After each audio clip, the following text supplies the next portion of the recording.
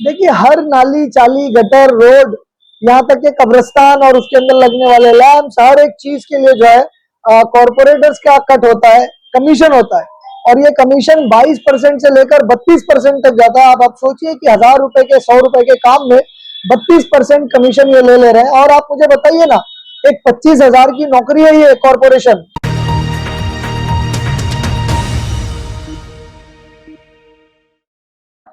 आपके साथ में कितना सपोर्ट था और कितना अनुभव रहा आपका इसमें? इस इलेक्शन में देखिए, अनुभव, मैंने पहली बार इलेक्शन कॉन्टेस्ट किया, पहली बार मैंने इलेक्टोरल पॉलिटिक्स के अंदर पार्टिसिपेट किया। बहुत जबरदस्त मुझे एक्सपीरियंस मिला इससे, और बहुत सारी चीजें पता चली जो इलेक्शन के अंदर हुआ करती हैं।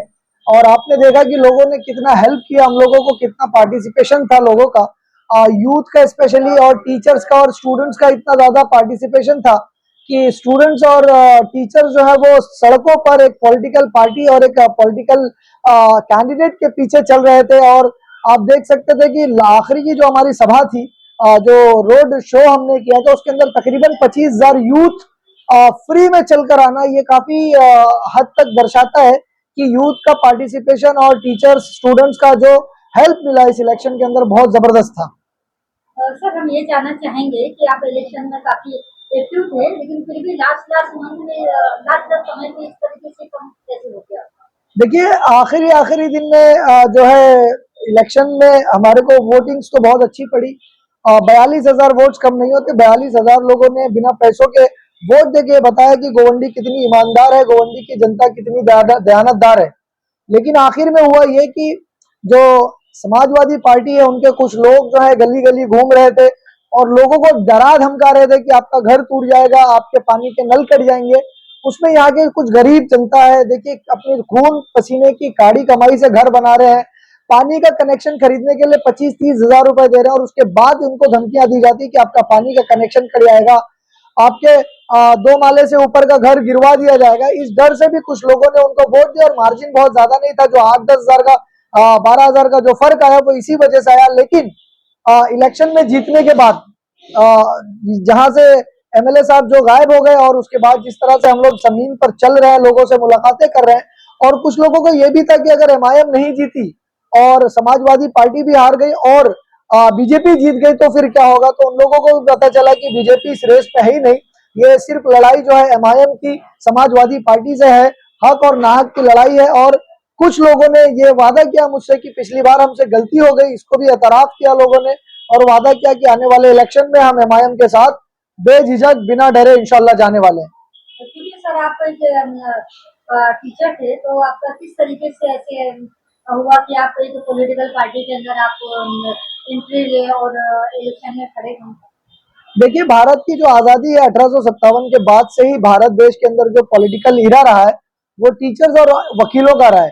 और अगर आप देखेंगे, संविधान बनाने की जो कमेटी थी या फर्स्ट कॉन्स्टिट्यूएंट असेंबली थी, उसके अंदर मैक्सिमम टीचर्स और एडवोकेट्स ने अपना रोल प्ले किया है। तो भारत बनाने में एडवोकेट्स और टीचर्स का बहुत बड़ा हाथ होता है।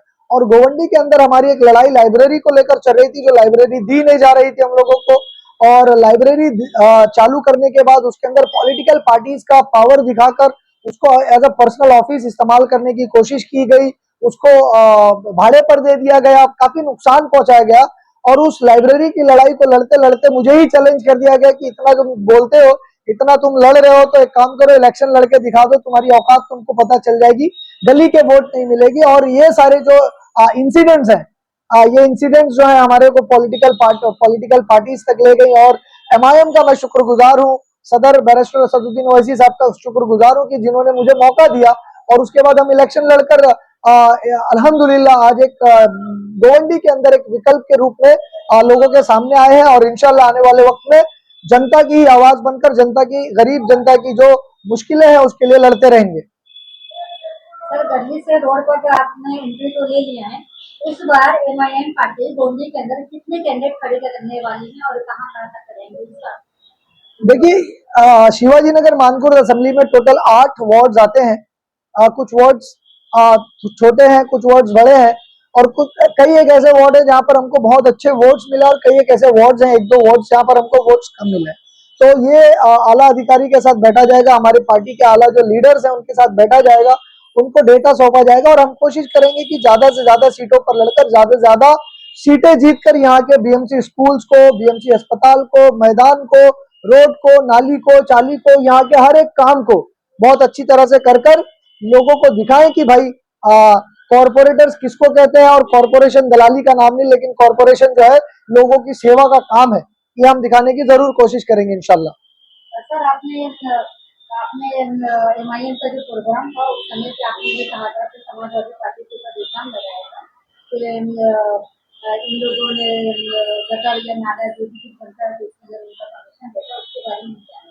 देखिए, हर नाली, चाली, गटर, रोड, यहाँ तक के कब्रिस्तान और उसके अंदर लगने वाले लैंप्स, हर एक चीज के लिए जो है कॉरपोरेटर्स का कट होता है, कमीशन होता है, और ये कमीशन 22% से लेकर 32% तक जाता है। आप सोचिए कि 1000 रुपए के, 100 रुपए के काम में 32% कमीशन ये ले रहे हैं। और आप मुझे बताइए ना, एक 25,000 की नौकरी है ये कॉरपोरेशन, ये कोई बहुत बड़ी पोस्ट या बहुत बड़ा किसी कंपनी के आप सीईओ नहीं बन जाते हैं जो आप इतने महंगे महंगे घर खरीद लेते हैं, इतनी महंगी महंगी गाड़ियों में घूमते हो, जो लोग आपके साथ होते हैं वो इतनी महंगी महंगी गाड़ियां खरीद लेते हैं और करोड़पति बन जाते हैं। ऐसे मैं कई उदाहरण इलेक्शन के टाइम आपके सामने लेकर आऊंगा, नाम के साथ लेकर आऊंगा कि कौन यहाँ पर कितना करोड़पति बना और इलेक्शन के पहले उसके पास क्या था। तो ये सारे पैसे कहाँ जाते हैं? ये सारे पैसे जो है आपके पॉकेट के, ये कमीशन खोर जिनको आप आपका लीडर समझकर कॉरपोरेशन में भेजते हैं, ये असल में कमीशन खोर बन जाता है और कमीशन खोरी से इनका जो है पूरी राजनीति चल रही है।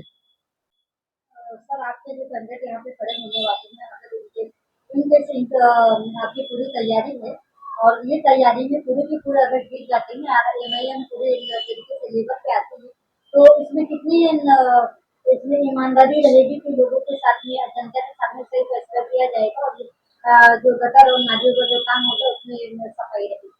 देखिए, ईमानदारी ये हम जिस तरह से काम करने वाले हैं, ईमानदारी इतनी इतनी बरतेंगे कि हर कॉरपोरेटर को उसके कॉरपोरेशन इलाके में आने वाली बीएमसी स्कूल का दौरा करना पड़ेगा सुबह 7 बजे।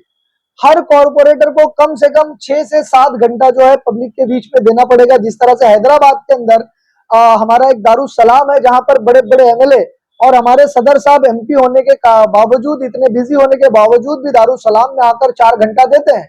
इस तरह से हम फिक्स करेंगे कि लोगों के बीच में कॉरपोरेटर रहे, उनके एजेंट्स और उनके दलाल ना रहे। और ईमानदारी आप जब हमें कॉरपोरेटर जिता कर देंगे तो हम बताएंगे कि किस तरह से ईमानदारी से काम किया जाता है। आप देखिएगा कि मेरी करनी और कथनी में कितना फर्क है या दोनों ही सेम है, ये हमारे कॉरपोरेशन जीतने के बाद ही हम बता पाएंगे इंशाल्लाह।